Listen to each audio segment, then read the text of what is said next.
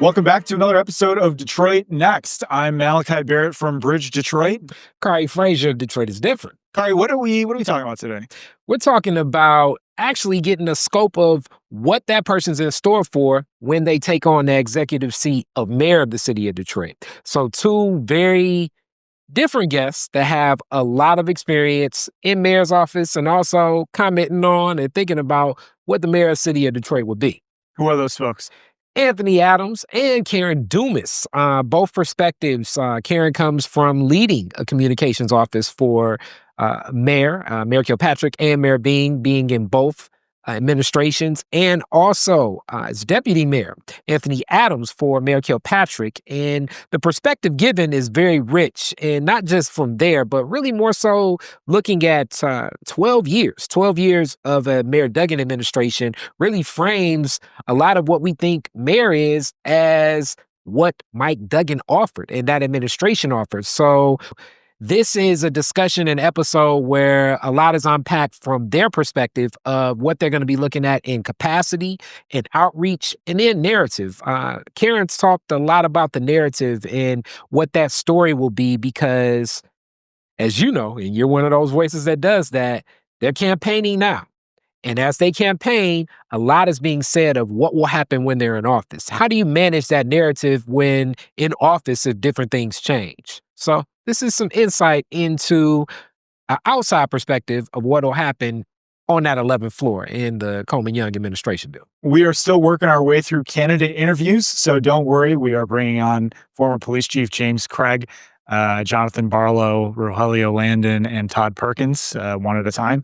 But we want to just kind of take a pause this week and kind of get a vibe check on the race, as well as just get some more perspective, like you're talking about, on what does it take to run for mayor? What does it take to lead the city? You know, how do these campaigns really work? What are the things that are important right now as we're still kind of in an early stage of the race, but things are getting more solidified? We have our candidates all set. They're out talking to people at these forums.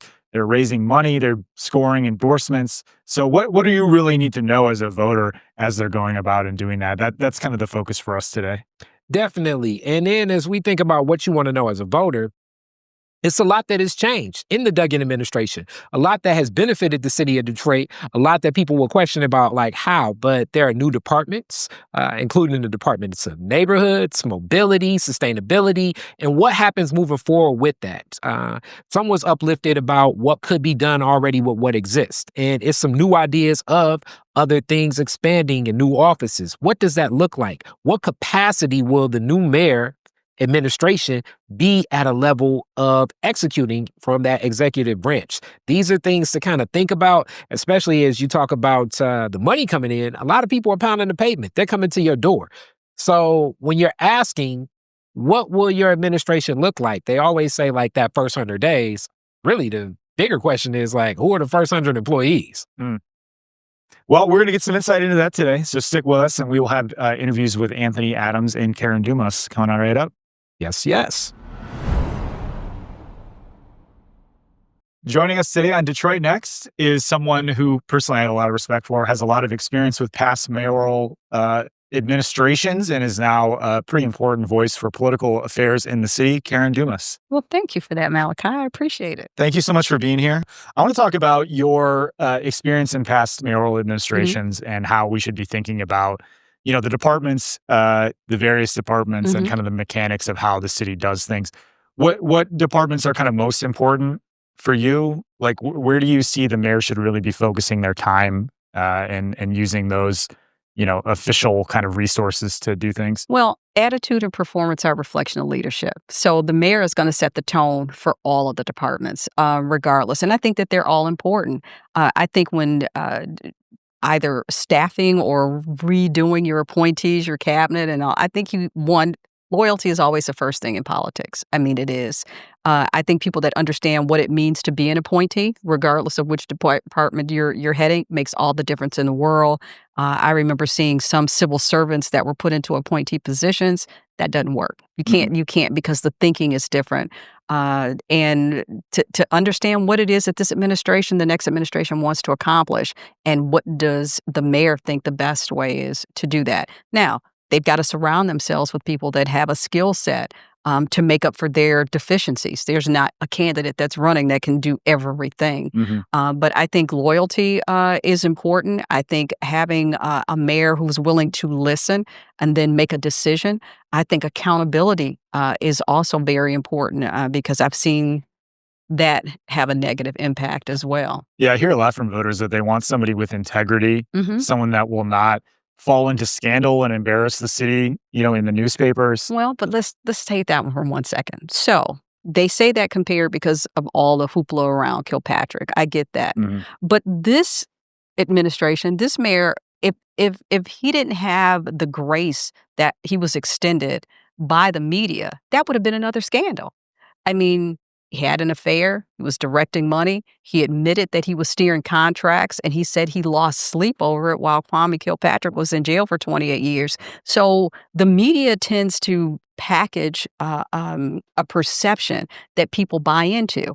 Like, this would have been a scandal if he had been anybody else, the very same thing. So we did have one. It just didn't get the media attention. Yeah. And do you think the media will treat the next mayor differently, whoever it is? That too will depend. Now, is this going to be the person that, Duggan is going to be able to have some influence over and he'll continue to use and leverage his influence with the media? Maybe. If not, you will see a difference. I mean, I've already seen a level of scrutiny of these candidates by the mainstream media that I didn't see for Duggan, which I think is unfair. So people have to, think for themselves, ask questions. There have been a ton of forums. I know you, Sam Robinson, Detroit is different. You guys do a great job of just giving us the information. I don't feel like it's trying to steer us in any way. And people need to look at that. I mean, they really do, because subjectivity is almost non-existent. Somebody was telling me the other day they actually feel like Detroit voters are more informed than they had been. And we talk a lot about voter engagement and the low turnout rates in these elections. Does that resonate with you at all? Do you think people are more informed? Well, and maybe that's why they don't vote, because they know. I mean, I don't know. I just think there's a lot of voter apathy. I believe, during the Kilpatrick era, he brought something to Detroiters that they had lost, and that was hope. He made them feel like they were capable of and entitled to more. And I think that after that, debacle, I think people just kind of threw up their hands and said, I don't know what to do anymore. And so I think that voter apathy, people have to feel energized or re-engaged. I also think even locally and at the national level, people have not seen a return on their investment of a vote. And so they kind of sit back and say, well, what difference does it make? What difference do I make? What difference does my vote make? And so I think in this election is an opportunity for some of the candidates to convince or show them, that this is a wise investment. Can you give us a Duggan report card as he prepares to leave office here at the end of the year? What are some things he did well and some things that are left to be done? Well, like I said, I think the most valuable thing he did was change the perception of the city, which allowed people who sat back and criticized the opportunity to come and see Detroit wasn't that bad. There's certainly value in that. That was a spill off into some, investments here in the city. Duggan doesn't know the rules. He wrote the book. I mean, and he has played the game well. I cannot fault someone for being strategic or effective politically, like very few are. And so that's what he has done. I mean, is the city going to be better off for him? I'm going to say no. And I also think that may be why he's leaving. It's going to be somebody else's problem. You're probably going to hate me for this question, but if he's elected governor, he's running for governor as independent in 2026, is that better for Detroit, or is that good for the city to have, the former mayor in the top office of the state? That would depend on who that is. Now, if that's Duggan, I mean, now that he likes power. I mean, that's been no secret since the days of, him being a Wayne County prosecutor. And so now you have a person that would be in control of the state and the largest city. That's a scary equation. In terms of just the amount of influence that one person would have. In terms of power, in terms of influence, in terms of control. That's scary. I mean, and I look at the influence, I'm going to call it influence, that he's had over council. I mean, he says, oh, we've been cooperative. Cooperation or coercion. Like, his management style is very different. And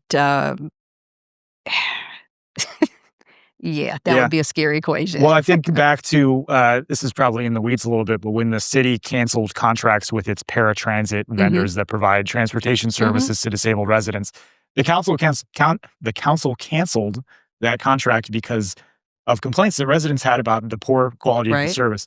Um, that left the city kind of scrambling to figure out how they were going to provide that, but the council thought that that was a bet worth taking, and it's kind of paid off. The service is a lot better.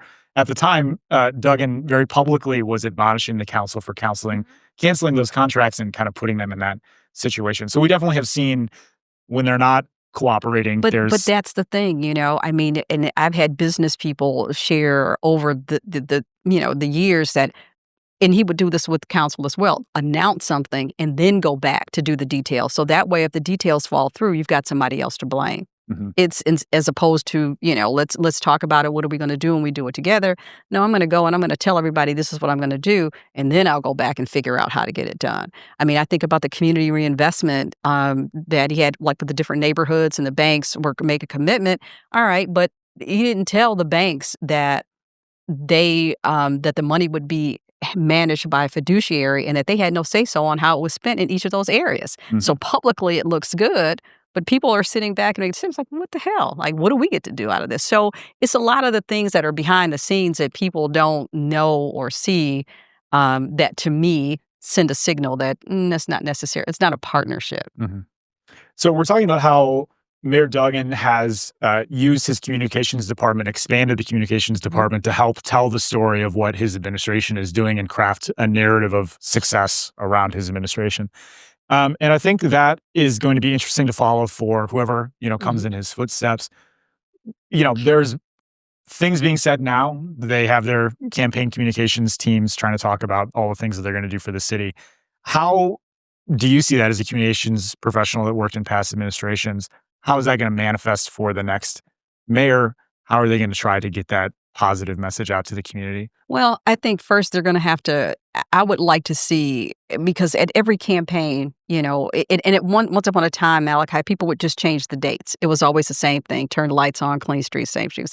So I think there's a degree of accountability on the part of the residents to make sure that now that this person is in office, what steps are they taking to make those promises realistic? I think that while this felt good and was probably effective for a while, I think residents just want to know what's really going on. I don't think they expect a mayor to be a magician, but I think they don't want to just feel good. They want a better quality of life, and they want to know that the person that's working on their behalf is taking very deliberate, intentional, strategic, and realistic steps to do that. And I think that that's all that they ask. The Duggan administration started, as a transition when social media was just really kind of taking hold, and they've used that. So I think in telling the story, regardless of what that story is, will always be an asset and beneficial. So I think residents do want to know the truth. I mean, on one hand, you say the city, has all this extra money, but then you've overtaxed so many residents. Why couldn't they get some of it? I mean, so people aren't stupid. I mean, Detroiters are a lot of things, but stupid is not one of them. So I think that being honest with them would be helpful. But I also want to see residents really engage at the level where they're holding all of their elected officials, mayor, council, governor, everyone accountable. I think that we've become a little apathetic, and that's just giving them permission to do what they want to do. And I think we need to pull that back in. Do you see a clear way for residents to create accountability for its elected leaders? Yeah, the same engagement that you have during the campaign, I want to see that same level of engagement and communication after they're elected. And residents can't just talk to each other. They can't have what I call restaurant conversation. We sit down, we break bread, and we talk about it. Okay, you've got to express your opinion. And it has to be collective. Everybody can't have 50 million asks. We have to say, all right, this is what's best for the city.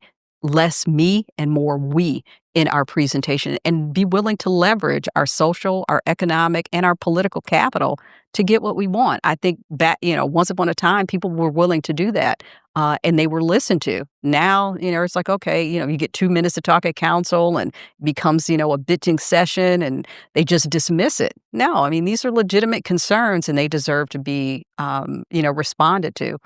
Everybody that works for the city works for residents of the city. That's their boss. I mean, the mayor may be the manager, but you work for the people in this city, and you need to go to work and act like it every day. My imposing that demand got me in trouble, but that's okay. I wanted people to work, and that's this is it's fun, but it's a lot of work, and it should be. But you owe the residents that. Thank you so much for being here, Karen. Really appreciate your I insight. appreciate you. And hopefully our listeners learned something today as well. We will see. Thanks. All right, joining me now on Detroit Next is a former Detroit mayoral candidate and attorney, Anthony Adams. Thank you so much for being here. Thank you for having me. We talked a little bit about some of the problems that the next mayor will inherit, but let's dive into that a little bit deeper. I mean, what is like the kind of approximate threats that they're going to have to take on? Well, clearly the issue of public safety always is paramount in the minds of most people who live in the city of Detroit. What is that going to look like? I mean, obviously, you got some legislation in Lansing that allows you and provides you with some additional money to support some of the community initiatives. But how do you still really tackle the issue of crime and poverty in the city of Detroit? Because the two go hand in hand. Mm-hmm. And so when you talk about public safety, you also have to talk about poverty and how you impact that. And how do you begin to allocate resources to programs that will boost income, that will boost the training, that will provide levels of support for the people who live here, so that you aren't dealing with it on the back end, you're dealing with it on the front end. Again, another resource allocation issue. How do we address the issue of big development projects in the city of Detroit? A lot of tension in that area involving the use of tax abatements and tax captures. Does the community really understand what they mean, how they operate? I think there's been sort of a lack of education and informing people on how these processes move forward, what the realities of developing in the city of Detroit are, especially given the high tax rate structure that we have in our community. It's still the highest millage rate of any community in the state of Michigan, and probably almost in the nation. Mm-hmm. How can you fundamentally address that issue when most of the taxes that are being assessed on residents don't really deal with the city of Detroit? They deal with the Wayne County RESA, they deal with Wayne County Metro Park, Huron Parks, they deal with issues that really don't have an major impact in the city of Detroit. So then the question becomes, how do you better allocate resources that we're being taxed for to provide relief for the people who live in the city of Detroit? How do you really transform and create much more affordable housing that we need? There's been a lot of talk about numbers that have been thrown out there, but the reality is that if you look at reports that were done by the Detroit Housing Commission, they say that we need at least 100,000 units of affordable housing. How do we get there? What does that number look like, especially in light of cuts that are going to occur in the federal government? How do you begin to create the types of partnerships that you need in order to do that? How do you begin to continue to streamline the processes that the city uses to engage both business on the front end and internal business? All these things, and there are probably 10 other things that we could go through. I'm just kind of giving you a sample of when they talk about understanding how it operates. You have to understand at both a micro level as well as a macro level. And then you've got to have the leadership skills necessary to bring the right people to the table to do the job and set the vision. And then you got to go out there and court the business community, court the neighborhood people, so that they understand that we're all in this together. We got to have a unifying message on how we bring ourselves together. We have to be unified. We have to be consistent. I'm not going to get everything that I need. You're not going to get everything you need. But if we both get enough of what we need, it makes it a little better for us, and then we can continue to work together, because trust is the number one commodity I think that people need to have. Do I really trust you to do what you're supposed to do? In light of the history that people have seen on African-American leadership in our community. Do you see a front runner in this race right now? We're recording this in mid-May. We've got quite a bit of time left in this race, but I think folks are starting to kind of look at separating, the real ones versus the not so real ones. I think it's clear who the two front runners are. Reverend Solomon Kinlock, Mary Sheffield are clearly the front runners. They have the most momentum I think there was a recent poll which, recently talked about how the numbers are changing dramatically.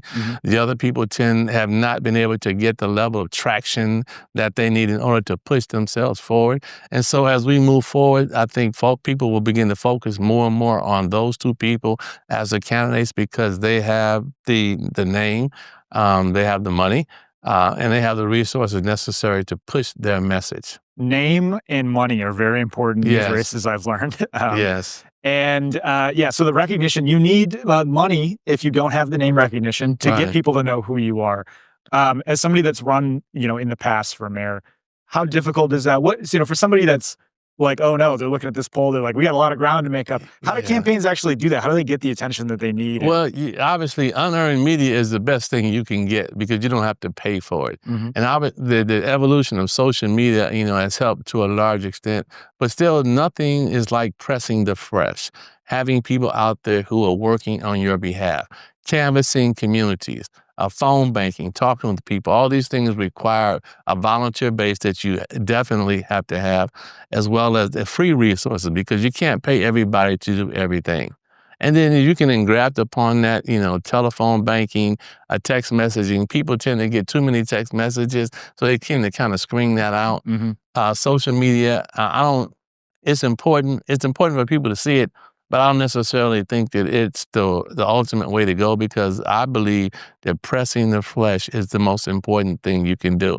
But you can only press so many people, and you can only spend so much time doing that.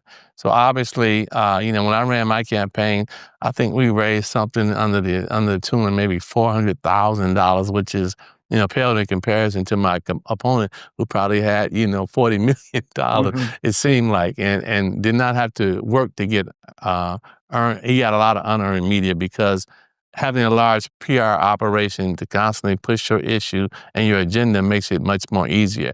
But for these candidates, they don't have that opportunity because they've got to go out and do it on their own, and makes it much more difficult. I mean, for someone who is at the lower end of the poll spectrum, they would have to spend upwards of $1 million to even create the level of name recognition. I mean, Sri Tanadar did it by spending close to $10 million to create the opportunity for him to run in the city of Detroit, which he was not from, because he had name of recognition and people identify with him. So there are a lot of things that you need. But if you got volunteers, it certainly helps. If you can raise money, it certainly helps. If you got support of outside, inside validators, it certainly works. And then you got to go out there and do the work. And you have to be genuine with the people who you're talking to. Because people in Detroit can detect the genuine nature of the candidates. Yeah. So when Mike Duggan came into office, he was able to pull a lot of people from his past jobs, at various levels in the hospital, the county, and so on. We could be here all day listening. Yeah. And he put those people in positions at the heads of departments and in his cabinet so that he had a really kind of qualified base of professionals to work for him. And I've heard some concern for folks about what the next mayor will have to do to build up their staff, and especially with the loss of pandemic relief money, which I think has created some 400 jobs for the city that could go away with that money. I think some of them are being rolled back into the city, but we won't be able to pay for all of them. Right. So what I want to ask you about is how candidates should be assembling their team of people that will be running these departments, how they bring qualified people, in on that work, and the importance of all of that as somebody that was chief of staff. Well, there is no shortage of talent, let me say, in the city of Detroit. And there are a lot of people with talent that have not been included in the process because because they weren't politically connected to the politics of the city of Detroit. So I'm not really concerned about the talent level because the talent level in our city does exist. People need to understand that we have very talented people here who live in the city of Detroit that can actually do the job. I think part of it is that because we will be undergoing a transition, there will be a transition period. Well, obviously, you don't come in and just throw everything out the window. That would be foolish because you've got systems in place. You need to better understand how those things operate.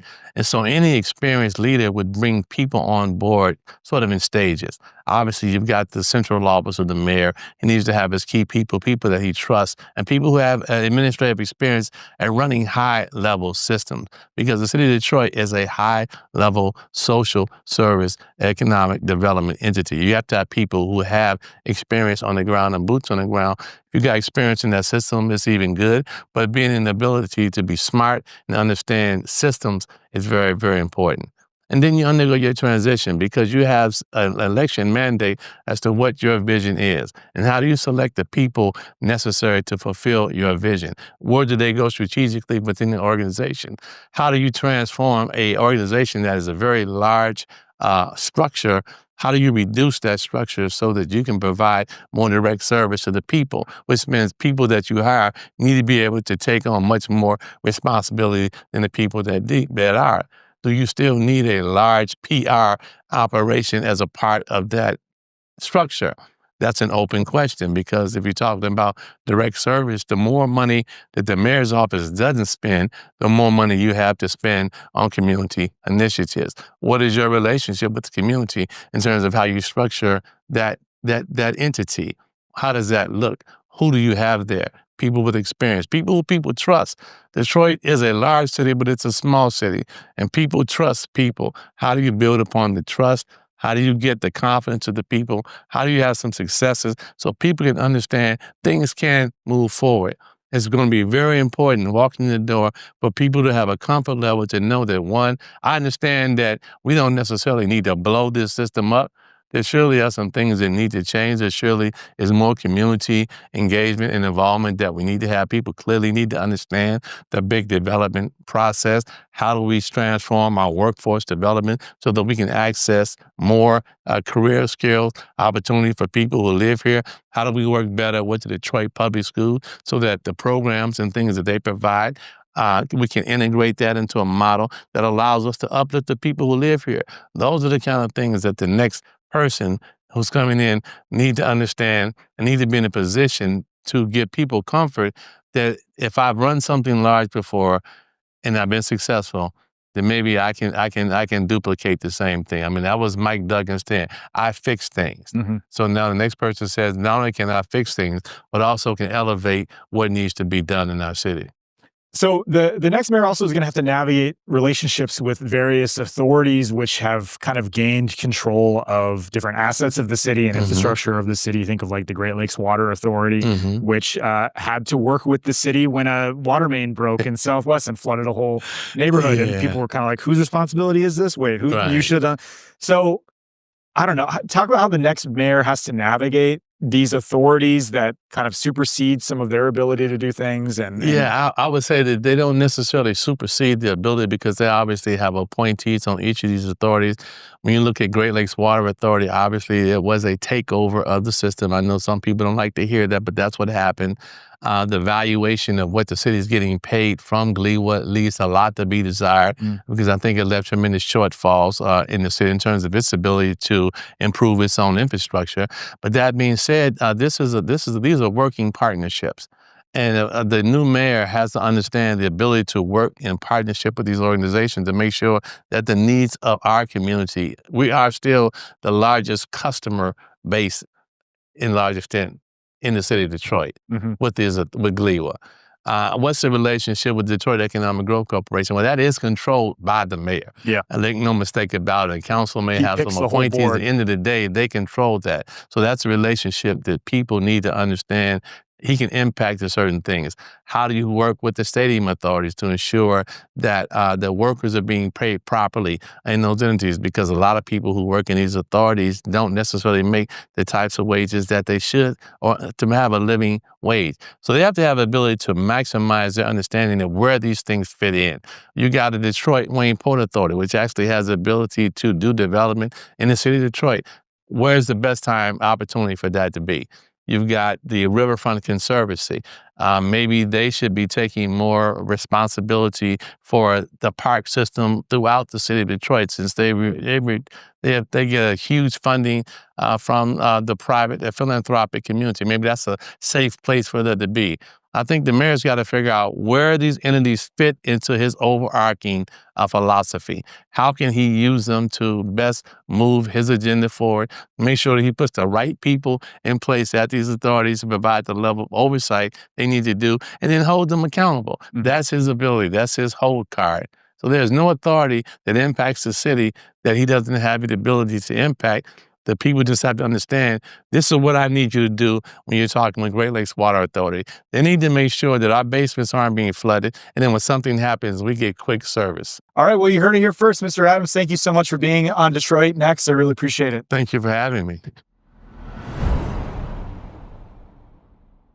Detroit Next is a community-led project from Bridge Detroit and Detroit is Different, which means we really can't do this without your help and support. If you have a question or comment for the Detroit Next podcast, give us a call at 313-284-6407 and leave us a message. We're getting some calls rolling in. I think we're going to collect those and kind of package it as like a listener-specific episode. So definitely keep calling. We are going to run those on a different episode. Please head to bridgedetroit.com/donate and support the work of our nonprofit newsroom. We're trying to make all of our content free for everyone. It's really important in a city like Detroit that everyone's able to access good information without having to pay for it. And you can stay up to date by subscribing to our newsletters as well. Head to our YouTube to get the full episodes of this show and further interviews. We've been releasing the entire interview that we've had with candidates separately, so definitely check those out. You can find the audio version of this on Spotify, Apple Podcasts, iHeartRadio, Amazon Music, and DetroitNext.podbean.com. And definitely go to DetroitIsDifferent.com and support this independent media company here in Detroit doing amazing things like this podcast. We really couldn't do it without Kari and his team. So thank you guys for doing this every week. It's been awesome. Thank you. And big shout out to my team. If you all are only seeing what's on camera, it's a lot happening behind the scenes in editing and also in production. So that's a big thank you. And also I want to uplift the fact that you're also getting these reels. So people sharing and sending out the reels and just getting the information. We're liking that people are getting engaged with local politics. You'd be surprised that even our team members and myself, we're learning a lot. So right now is the time that they're campaigning. So when they're in office, we'll say, hey, I remember on episode 5, and we want you to join us in that effort too. We're going to do this all year, so please check in with us for the next episode dropping soon. Until then, you already know Detroit Next. Stay tuned. Peace.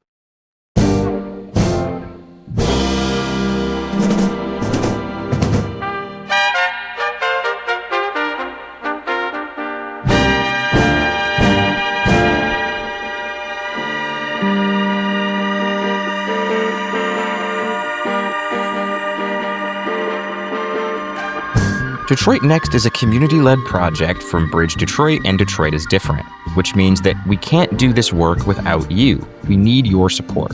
If you have a question or a comment and want to participate in this process throughout the year, give us a call. We have a phone line set up at 313-284-6407. Leave us a message and we'll play it on the podcast. If you like what we're doing, head to bridgedetroit.com and subscribe to our newsletters. All of that content, again, is free, no paywalls for anybody. We're trying to make this as accessible as possible. Head to our YouTube channel to get full episodes and interviews along with extra content throughout the year. You can also find the audio version of this podcast on Spotify, Apple Podcasts, iHeartRadio, Amazon Music, and DetroitNext.podbean.com. We're going to be doing this all year long, so stay with us. Follow Bridge Detroit and Detroit is Different on your favorite social media platforms and take this ride with us. Thanks.